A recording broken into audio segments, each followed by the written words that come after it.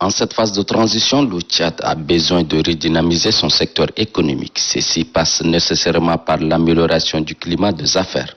La rentrée économique 2021 du Conseil national du patronat tchadien, placée sous le thème « Une réelle volonté pour un dialogue socio-économique reconstructeur, une facilitation requise de l'État en faveur des entreprises citoyennes et du partenariat public-privé comme locomotive de la relance économique », placée sous les auspices du chef du gouvernement de transition Pahimi Padaké Albert, constitue une parfaite occasion pour les opérateurs économiques de faire un plaidoyer aux autorités du pays quant aux difficultés qu'ils rencontrent. Nos entreprises s'étant déjà appauvries, avec une dette intérieure qui a atteint un plafond de plus de 1500 milliards de francs CFA, le Covid-19 est tombé comme pour sonner le glas de leur activité. La fiscalité inadaptée continue à être aussi handicapante pour l'acteur économique que nous sommes.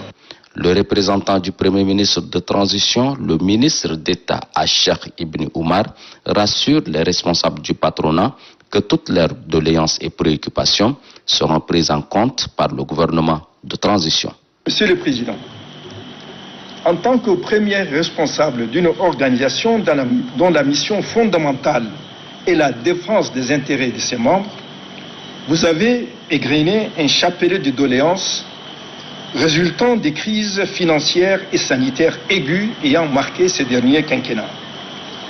Permettez-moi, comme il s'agit d'un dialogue, de m'y apaisantir. La dette intérieure qui vous préoccupe tant, et c'est compréhensif, a fait l'objet d'un audit commandité par l'État afin d'un apurement progressif. Cette dette constitue pour nous une préoccupation majeure. Fondé en 1989, le CNPT, Conseil national du patronat tchadien, a pour mission de créer un environnement favorable aux entreprises.